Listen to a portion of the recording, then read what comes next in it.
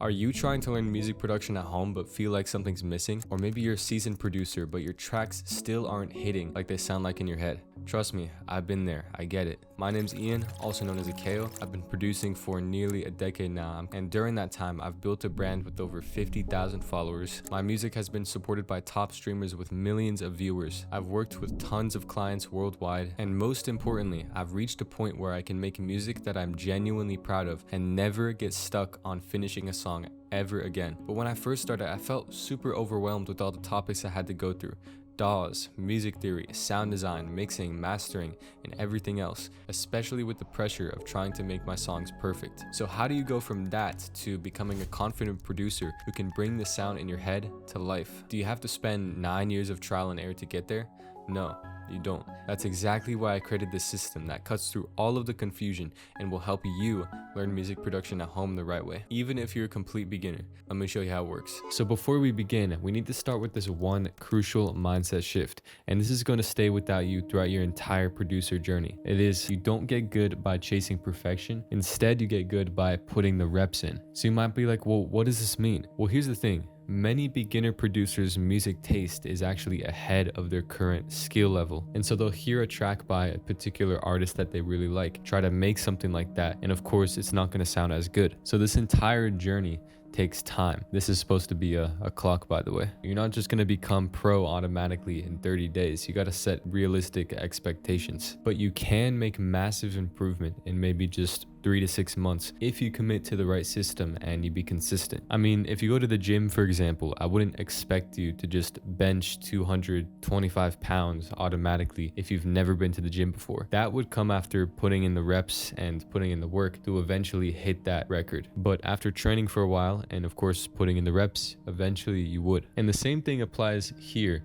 except with sound. In fact, I've had students before where they couldn't even finish a single song in a month, but now they're completely finishing multiple tracks a week just because they put in the reps. So before we even get into making music, we need to know our software, or our digital audio workstation, our DAW. This could be FL Studio, Ableton, Logic, Cubase, whatever you want to use. As you can see, I have FL Studio loaded up right here, but sometimes I use Ableton. I kind of just switch between the two. Now, if you're a complete beginner and you're unsure which DAW to use, I highly just suggest looking up a few DAWs. Like I said, FL, Ableton, Logic, it could be anything, and just downloading the free trial of it. Make use of that free trial for at least a week maybe, or as long as the free trial goes, and just see the workflow, try it out, maybe make a few loops here and there. This will just help you decide if you like that DAW and you like the workflow, and if you don't end up liking it, just move on to the next one and try that. Now, if you've already tried a few and you're still unsure of what to use, maybe look at some of your favorite producers who produce a certain genre you like. Look at what DAW they use and then try it yourself. That's probably your best bet. Now, when you choose a DAW and you load it up, you might be like, well, there's all these windows and all these buttons and it's super confusing and I just don't know how to navigate. Now, here's the thing. You're not trying to learn every single little detail and button about your DAW. You're just trying to learn what's going to help you start creating. Because to be honest with you, looking at FL Studio right now, I still don't know what every single one of these buttons do. I'm going to be completely honest. And that's just because I don't use them to create music, even after almost a decade of using FL Studio. And that's just because it's not necessary to know every single little detail. You don't need it. You just need to know what will help you make music. So phase 1 is the foundations. Instead of trying to memorize every shortcut, focus on what you'll use constantly. I tried my best to break it down into the most important stuff. So here it is. How to add audio in MIDI tracks. How to add instrument plugins to a MIDI track. That way you can start making sound. How to add effect plugins to an audio or MIDI track. That way you can start manipulating how something sounds. How to browse sounds to drag loops and samples into your project. How to draw and edit MIDI notes so that you can start making chords and melodies. How to play, stop, loop, and export your track. By exporting, I mean saving it as a WAV or MP3 file so that you can listen to the full thing. And then a few essential shortcuts. So maybe copy, paste, and undo. And that's about it. That unlocks like 80% of your creative workflow right there. Everything else and every other shortcut can be learned later whenever you need it. But whenever you're learning new shortcuts, I suggest maybe focusing on 2 to 3 for a few days. That way it just locks into your muscle memory. Now for more advanced producers who have been using their DAW for a while, you can use this phase to start optimizing your workflow. Ask yourself, what's slowing me down when producing? Is it project organization, sample organization? Is it not having a template? All of that stuff. And so once you know the basic navigation of your DAW, you know some of the windows, some of the controls here, and you know how to do some basic navigation and maybe make a few notes. That leads us into phase 2. Phase 2 is the sketching phase. This right here is going to be one of the most important phases in the first few months. Forget perfection, forget mixing, forget a lot of the technical stuff as well. Your job in this phase right now is just to create music every single day with zero pressure. Now, whenever an artist first starts drawing, for example, usually they're just doing random little shapes and doodles and stuff in a sketch pad. And kind of the same concept applies here. Now, there's this experiment, you've probably heard about it. It's a very famous one where in this college class, I believe, they took a bunch of students and there was 2 groups. This is a photography class, by the way. And group A had to focus their entire semester on taking the perfect high quality picture. And then group B focused on quantity. In the end, they found that the group that did the quantity instead of the quality had the best results because they had more reps. Remember, like how we covered earlier. Really, you're doing the same thing here, except with sound, once again. So what you can try is just make one small loop per day, or just some simple musical idea that you can put into your DAW. It's just a very simple sketch. Because let's be real, if you're just starting out as a complete beginner, you don't even know what quality sounds like yet. And so with that being said, we're trying to create as much ideas as possible to, of course, get the reps in, and eventually come out with something quality. So anyway, we have FL loaded up right here. I'm just gonna give a quick demonstration of sketching a very simple loop. Let's do it. So once you go through phase 2, you should know the basic navigation, of course. With that being said, we can go ahead and maybe add some instrument channels, or maybe even drag in some audio. So I'll actually load up one of these sample packs. And by the way, if you want this, you can check the first link in the description. I give it to all my students, and maybe we'll just choose a simple loop. So we'll do this one right here. So the project is set to 140 and this sample is 160. So let's go ahead and change that. Now the project matches the sample tempo. Then we can maybe go ahead and get an instrument up here. So if we press this plus icon in the channel rack of FL Studio, we can maybe load up a instrument like Flex and just choose some very simple sound. So maybe this one right here. We can go ahead and make a pattern here or a MIDI clip and double click on it. Now here's where music theory kind of comes into play. I'm currently working on a full video for music theory, and of course if you need help with it you can reach out to me. But for beginners who don't know anything about it and are just looking to start sketching some ideas, usually in every DAW there is a snap to scale option. Now what this will do is basically just snap all the notes in place to where everything sounds good and nothing's out of key. So in FL we have this music note icon, and we can right click on this note and then choose the scale that we want. So to keep it simple, I'm going to choose C minor natural, or C minor. Major Ionian and minor natural Aeolian are the 2 most common modes. They're used in most music nowadays, at least in the West. So we'll go ahead and click on that. Once again, if you don't know anything about music theory, this is a good option, and I'll also be making a video on it soon. But right now we just want to focus on sketching out some ideas. So now if I drag a note up and down, you can see it's not letting me place it on these notes right here. It's snapping them to other notes. So we can just make some very simple pattern. Something like that. And then maybe add one more instrument. We're just keeping it simple once again. So in FL, we have these packs. We can go to instruments. And if you want a decent sounding piano, you can go to the stage grand and drag this into the channel rack. I'll turn it down here and let's see. It's a little bit too loud, so we can actually turn it down here as well. This is the velocities, or how hard the key is played.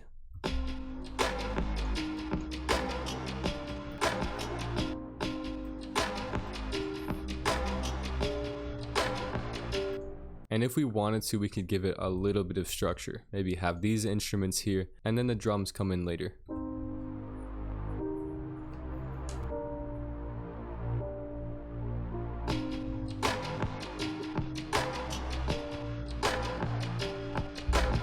So of course, very basic, simple stuff. We have 3 instruments total. And this is what you should focus on, especially if you're a complete beginner with no experience. Load up a few instruments, make a few notes, drag in a few loops. Feel free to use samples, loops, presets, MIDI chord packs, whatever you need.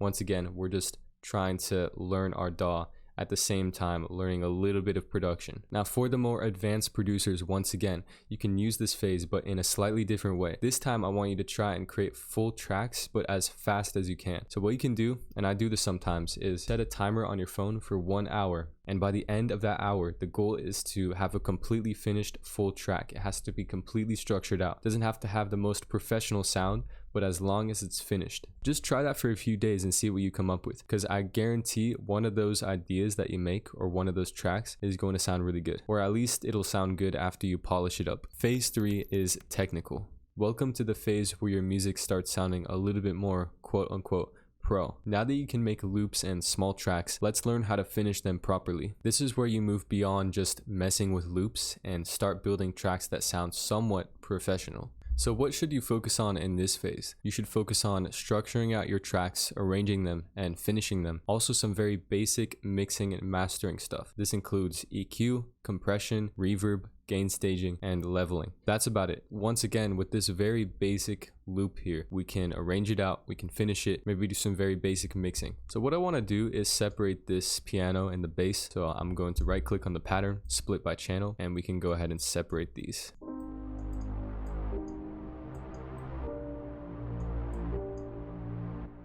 Copy and paste that. Maybe we take the harmonies from this piano and then give it a layer somehow. So this could be with another flex, for example, maybe a very soft sound. This could work. I'll just copy that. We can make a new pattern, and the trick is to just paste it here.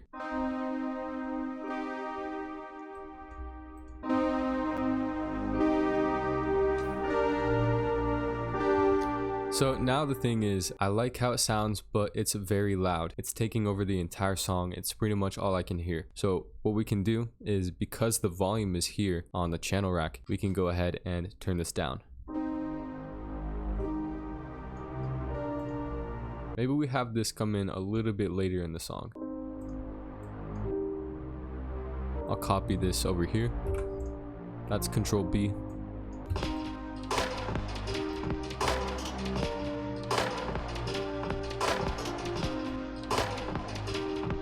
And we can just start expanding upon this. Really, we're kind of copying and pasting certain patterns over and over again to get some sort of structure. You could add a little variations here and there, where maybe the bass cuts out for a little bit, only the piano and the synth plays, and the bass comes back in with just the piano, for example. And then maybe we add another sound in this section. So if we go to the piano roll with the harmonies pattern selected, the piano one, we can use these notes as like a guideline for our new sound. Okay, once again, this sound is way too loud. Let's go ahead and turn this down.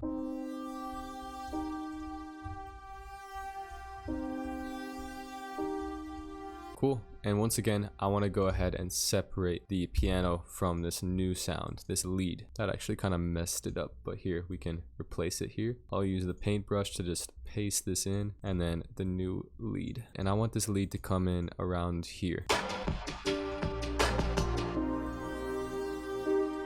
And then maybe one more time, we can go ahead and copy and paste all of this over. I'll select it, I'm holding Control and left clicking, and we can do Control B. For Ableton users, I believe that's Control D. Cool, and we pretty much have a full 1.5 minute track here. It's arranged, and of course it might be repetitive. You can add some variations to it, so delete some certain patterns in certain parts. Add other ones. Even add little pauses of silence, for example.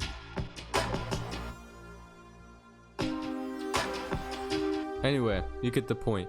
We're just focusing on taking what we had from the previous phase, arranging it out, adding layers to it, getting a little bit more advanced with the production. Now, it might look a little bit easy in this video, but I'm not trying to set any bad expectations. You shouldn't go into this expecting to make some bangers or anything like that. Still, keep it very simple. If you're starting as a complete beginner with no experience, still keep it very, very simple like this. If you're intermediate, of course, you can go a little bit further. But anyway, all of this leads us into phase 4. So phase 4 is exploration. This phase is probably my favorite one because this is where we step outside of that safe zone of using presets and loops and samples and stuff and somewhat start designing our own sounds. Up until now, you've been building the foundations, learning your DAW, structuring tracks out, finishing them, etc. And now it's time to start experimenting and making sounds that you might start a completely new track out of. Sound design is the heart of this phase. This could be learning a synthesizer to create sounds from scratch, or even using effects to manipulate an audio clip. So for example, like this drum loop here, to create something completely unique. So here's a quick demonstration. I'm gonna take this chord pattern right here and let's just paste it over here in an empty part of the project, just so we have some space to work with. From here, we can go ahead and loop this and I'll apply it to a mixer track. So I'll put it on number 1. If we go to the mixer, we can of course apply effects to this. You should already know how to do this by now because you went through phase 1. And so we can start messing around with some of these effects.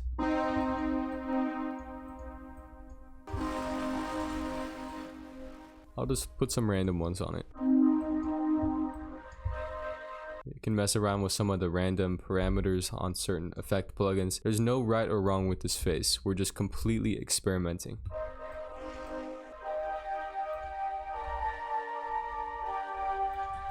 That's interesting. What if we put some reverb on this?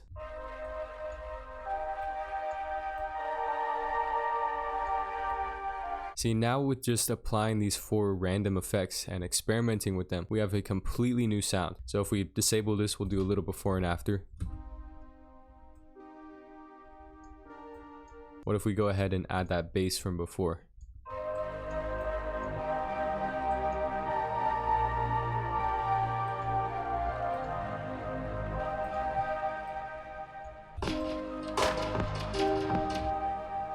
Now, sometimes creativity just comes from limits, so you could pick one synth sound, or really any sound, and flip it 5 times with different effects every single time and see what it makes. So this is one version right here. Now I want to put this exact same synth on a different mixer and apply some different effects this time. So we'll do some delay first.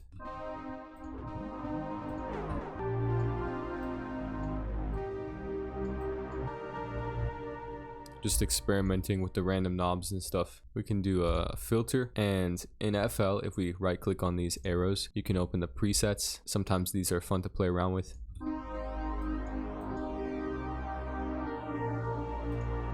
Maybe once again some reverb.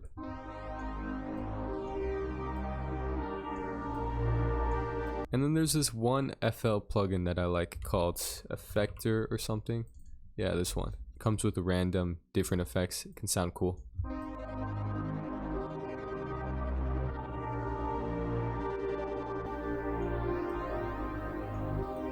This gives it like a crunchy lo-fi type of sound. It's a bit crusher actually. Once again, we have a completely different sound. Here's a before and after.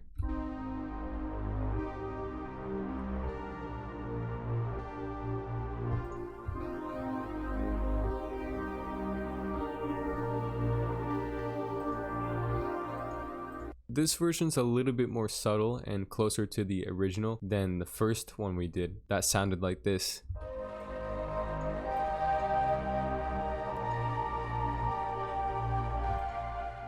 And by the way, if you're looking to design your own sounds, for example, with maybe Vital or Serum, if that's the case, I help people do that. You can check the first link in the description if you're interested. We also go through all the other phases together, but I'll also link a document under that with some extra resources that are free that you can use. And it will also have resources for every other phase, so hope it helps. Now, if you're a more advanced producer who's already done sound design for a while, this is where you can start reverse engineering sounds from your favorite artists. But don't just stop there. Rebuild them and then twist them into something weird and unique. Once again, phase 4 is my favorite, and you'll likely be sound designing throughout your entire producer journey. So anyway, you've built the skills, you've made some music, and now you're stepping into the world as an artist, which brings us to phase 5, artist development. Now, this is kind of a bonus phase in this. I decided to include it just in case, and this is going to continue for the rest of your artist or producer journey. This phase right here is about cultivating that unique sound. It's about finding your main genres that you want to produce, but at the same time maybe blending 2 genres together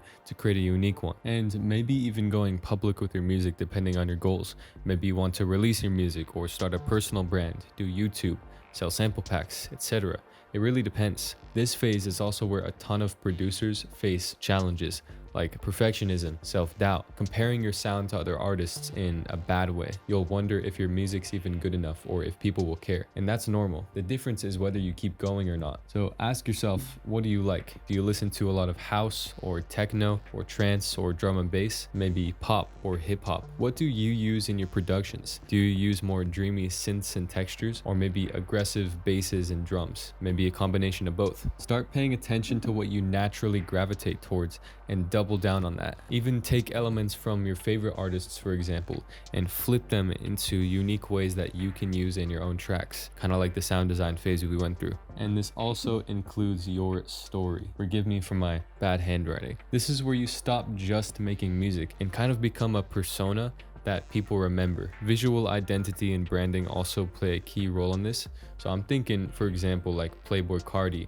or Ken Carson. Fred again and Martin Garrix, for example, are very genuine, down-to-earth guys, and that's kind of part of their branding. And of course, this is where you can go public with your music depending on your goals. Like I said, maybe you want to release your music, maybe you want to get clients, build a personal brand, whatever it is. Start posting reels, start developing a story as an artist. You're gonna have to do some deep digging in this phase, and it's gonna last a lifetime, really. You can even start sending DMs to vocalists or collaborators just to get a ton more influences into your life and into your music. So anyway, this phase can look different for every single person. Of course, if you need help with any of this, you can send me a message. I'll leave my Instagram below. Ask me any questions. But in summary, all of this is just cultivating your sound, cultivating your brand, deep diving into who you are as an artist, and all of that ties together into your music and into your brand and your content and whatever you make to push your art out there. Hopefully that makes sense. Anyway, now will this system have you making Grammy award-winning music in a few weeks? No, definitely not. But I guarantee if you actually commit to this and you put in the work through each phase, you'll pick up like 80% of music production, and that's the entire foundations right there. The rest of the 20% just comes from more years of experience, developing your personal taste in music, learning from mentors, and just developing your skills every single day. By the way, if you want help with any of this, message me the word music on Instagram. I'll leave my Instagram in the description below. I have a full training where I can help you every single step of the way in great detail. We'll also cover more high-level creative producer stuff that will take your music to the next level. So this is for beginner producers as well as advanced producers. So if you're interested in walking through this process together and having me to keep you accountable and give you feedback on your music and all this cool stuff, then you can check it out below. And also, if you want a printable version of this roadmap, I'll leave an entire PDF with a ton of resources and all of that stuff for free. You can just go ahead and download that. But anyway, if you commit to this roadmap, I guarantee that you'll be way better off than if you were to just try and learn everything from YouTube by yourself while trying to sift through all of that unnecessary, confusing information. Thank you so much for watching. I really hope this helped you. If you want to, please subscribe. It would help me retire my parents. And once again, if you're interested in working together, DM me music on Instagram and let's talk. Hope you have an amazing day.